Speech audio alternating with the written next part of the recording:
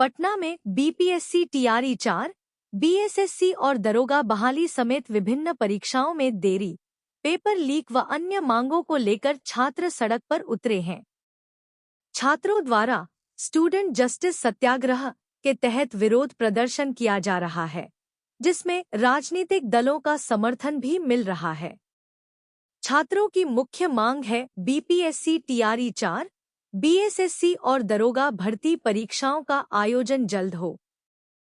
परीक्षाओं में हो रही देरी और व्यवस्था के खिलाफ नाराजगी। छात्र संघ और अभ्यर्थियों द्वारा सरकार को चेतावनी व अल्टीमेटम।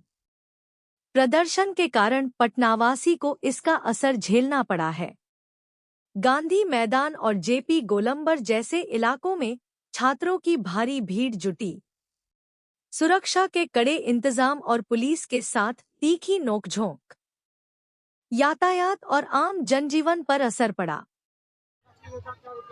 छात्रों के खिलाफ जिस तरीके से बर्बरतापूर्वक लाठीचार्ज, आंसू गैस के गोले, वाटर कैनन की बौछार, और अब तो हद हो गई कि बिहार का युवा छात्र अगर अपनी मांग करता है तो उसके खिलाफ AK-47 चलाया जाता है। इस पुलिसिया बर्बरता के खिलाफ गृह मंत्रालय सम्राट चौधरी और सम्राट चौधरी मुख्यमंत्री के खिलाफ है, और ये जन आंदोलन है कि बिहार के बच्चों को पलायन से रोकना है, बिहार के बच्चों को बेरोजगारी को दूर करना है, और अगर आप नहीं करिएगा तो ऐसे जन आंदोलन बिहार की जनता छेड़ती रहेगी। सरकार ने मांगे मान ली है, सरकार रातों रात मांगे मान ली है। हमारा मामला सीधा है निलंबन, ये ट्रांसफर पोस्टिंग नहीं, निलंबन। उसको निलंबित क्यों नहीं किया जा रहा है, और किसके आदेश पर? गृह मंत्रालय सम्राट चौधरी के हाथों में है। किसके आदेश पर आपने छात्रों के ऊपर AK-47 चलाया? हम लोग जो है एक बिहार सरकार को जगाना चाह रहे हैं कि स्टूडेंट पे AK-47 न चलाकर, लाठीचार्ज न कर करके आप स्टूडेंट को हक दें। जो कि स्टूडेंट अपना हक मांगता है तो उस पर लाठीचार्ज कर दिया जाता है। AK-47 चलाना है तो बॉर्डर पे चलाइए।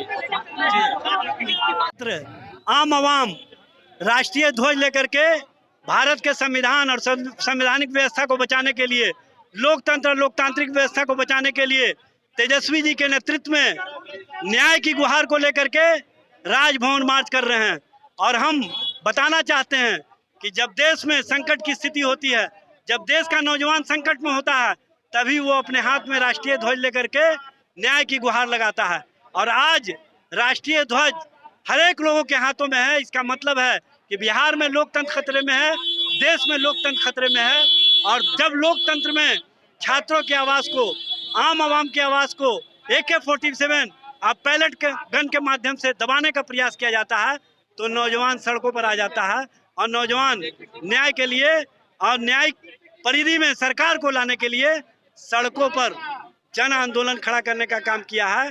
और नेता प्रतिपक्ष की हैसियत से हमारा कर्तव्य बनता है कि हम जनता की आवाज़ बने और जनता के मुद्दे पर लोकतंत्र को बचाने के लिए लोकतांत्रिक प्रक्रिया के अंतर्गत राष्ट्रीय ध्वज लेकर के गवर्नर हाउस तक मार्च करने का काम करेंगे।